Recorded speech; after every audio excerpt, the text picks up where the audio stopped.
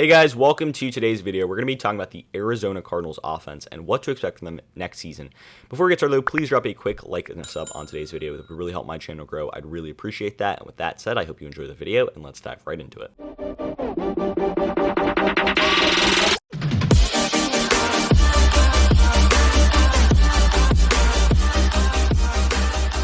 So in today's video, we're going to be talking about the Cardinals offense next season and what to expect from them. But before we get started, let's talk about what they did last year. So passing wise, obviously Kyler Murray led them with just shy of 4,000 passing yards. Rushing wise, Kenyon Drake, 955 rushing yards. And then receiving wise, obviously DeAndre Hopkins was absolutely fantastic last year with 1,400 receiving yards. And I think let's see where they ranked compared to other teams in the NFL. So in team offense, which is basically points per game, I believe the stat is the Arizona Cardinals ended up being, that doesn't make sense. Where were they? Oh, they were 13th in the league in points per game, basically in offensive points per game. Passing offense, we see them a little bit lower, I guess. Number 17th in the league in passing offense, which is kind of interesting with the emergence of DeAndre Hopkins, but we'll get to that in a sec. And then rushing offense-wise, they were up in the top 10 of the league, number 7 in the league in rushing offense, with 22 touchdowns, over 2,230 rushing yards on the season. So pretty big, pretty solid offense in Arizona. They're a top 10 offense in the league. And the reason they're a top 10 offense in the league is because they've got Kyler Murray, and Kyler Murray has really developed into a really nice dual threat quarterback. We'll talk about him right here. So just shy of 4,000 yards, 13th in the NFL, 26 touchdowns, tied for 12th in the NFL, and 12 interceptions. But more importantly, we got to look at his stats rushing the football. Let's see if I can find them here. If this computer wants to ever work with me, which is, so questionable at times. But Murray, he really showed what he was all about last year. 819 rushing yards, 11 rushing touchdowns, really led this team through the ground too. Really led this team through the ground game and through using his legs and his speed to really extend plays and be explosive.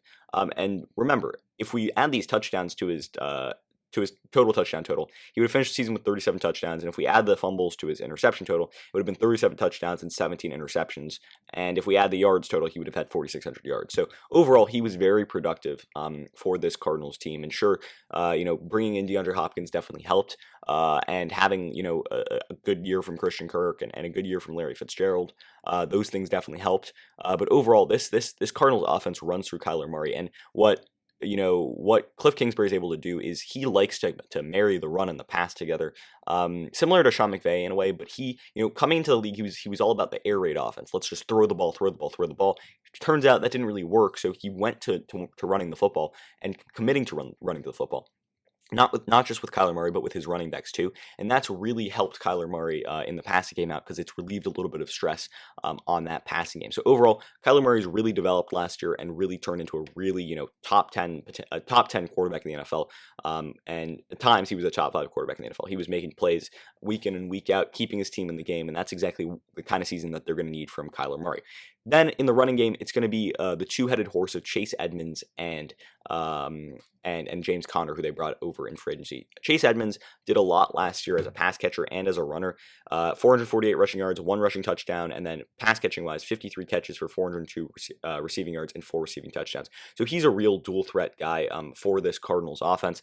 And what I really like to see him was obviously Kenyon Drake was that true number 1 running back. Rushed for just shy of 1,000 yards. Had most of the touchdown and goal line carries. But overall, Kenyon Drake was not efficient with the football. He had a lot of attempts, and his average yards per carry was definitely down from previous seasons. Didn't have quite the season that everyone was expecting him to have after really closing out 2019 with some really big games in Arizona. But overall, Drake was fine. He's no longer with the team, but I don't really think he'll be missed that much just because Edmonds was super efficient running the football as as an explosive, more of an elusive running back who could run outside the tackles and also be an influential guy on third downs and second downs, catching the ball in the backfield. But you've also got to remember James Conner is a part of this team too, and James Conner will add that thumping power running back role. Who he's got the capability when healthy, and that is a big question mark with him because health has been an issue for him over the past few years. But when healthy, James Conner can be a really solid running back. He could rush for 1,000 yards and 8 touchdowns in a season if he was able to stay healthy. But I think they do have that nice 1-2 punch with Conner and Edmonds, where they're able to really pound the football with James Conner, really feed him the rock in goal line situations. But more importantly, with a guy like Chase Edmonds, they have that elusive back, they have that pass catching back.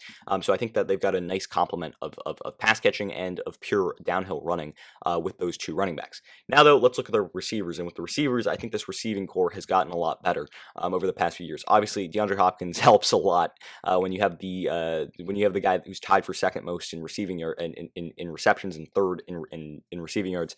He's going to be productive. 115 receptions last year, 1,400 receiving yards, 6 receiving touchdowns, and I mean, this guy is arguably the best wide receiver in all of football.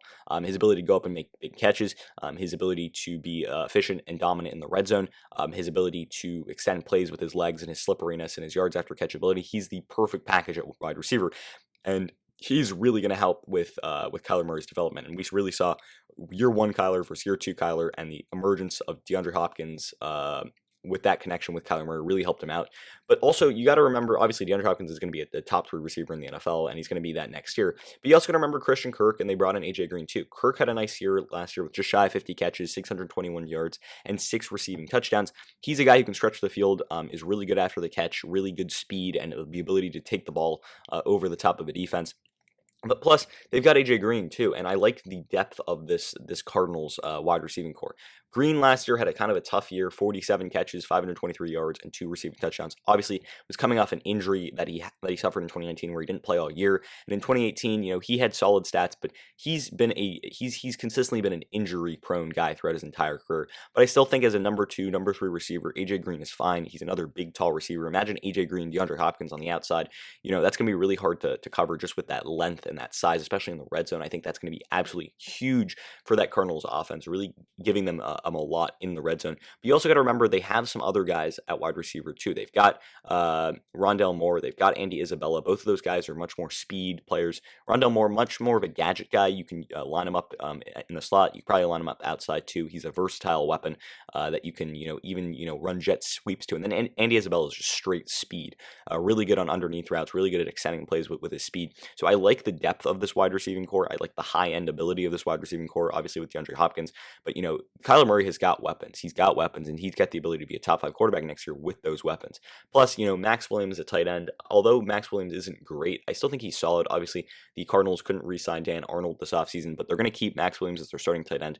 8 catches last year, 102 receiving yards, and a receiving touchdown in 9 games. Sure, those aren't great stats, but if we look at the years before, I mean, he's capable of 250 or so receiving yards and probably 2 or 3 touchdowns in a good year. And I think that with the depth of wide receiver that this Cardinals team has, Maxx Williams will be much more used as a blocker, and he's a solid blocking tight end. Rather than a pass-catching tight end. But overall, his ability in the red zone at times can be fine, and at the end of the day, he's a solid run blocker that will help the run game.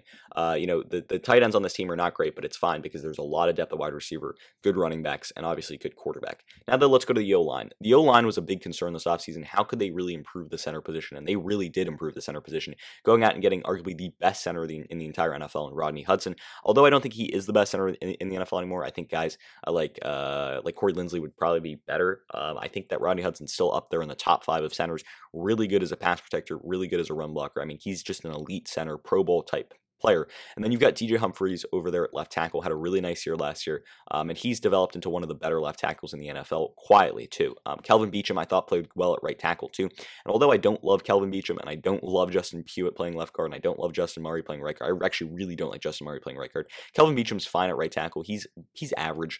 Justin Pugh is slightly below average, but he's not going to be bad for them. It's really Justin Murray at right guard that concerns me. But the real thing I like about this Cardinals offensive line is that they only gave up 27 sacks last year on Kyler Murray after giving up like 49 or 50 sacks to Kyler Murray last year. So they got a lot better in pass protection. A lot of that was Kyler Murray was getting the ball out quicker, and he was using his legs to escape. But also the Cardinals offensive line was better. So at the end of the day, I do like what this Cardinals offensive line is doing. I think that they got better this offseason by adding Rodney Hudson. But overall, this Cardinals offense will be top 10 in the NFL next year, just with the pure talent they have on the roster. They've got stars like Kyler Murray, they've got stars like DeAndre Hopkins, and then they've got stars like Rodney Hudson. But more importantly, they've got guys throughout the roster that can fill in the rest and can be productive. Edmonds and James Conner are going to be a nice 1-2 punch at running back, and also the wide receivers behind Hopkins like AJ Green, Christian Kirk, Rondale Moore, and Andy Isabella can all be difference makers. Then you add a solid offensive line with the guys like DJ Humphries playing left tackle, Rodney Hudson playing center, and Kelvin Beachum playing right tackle. I don't love the guards, but overall, this offensive line will improve just because Rodney Hudson and his leadership there, I think, will really help this offense a lot. So I think Kliff Kingsbury has a lot of weapons to work with, and we really saw him improve as a play caller from year 1 to year 2, continuing to learn in the NFL. So overall, I really like the promise that this Cardinals offense has, and I think that with that defense too that I talk about in a different video, this Cardinals team is definitely going to be a playoff bound team. So watch out for that as a Cardinals fan in 2021. And with that said, that's pretty much going to end the video for today. Did you agree with my analysis? Why or why not? Leave your comments and thoughts in the comment section down below. I'd love to hear what you guys have to say. Also, if you're new around here, please drop a like and a sub on today's video. I'd really appreciate that. And with that said, I hope you enjoyed the video. And until next time, see ya.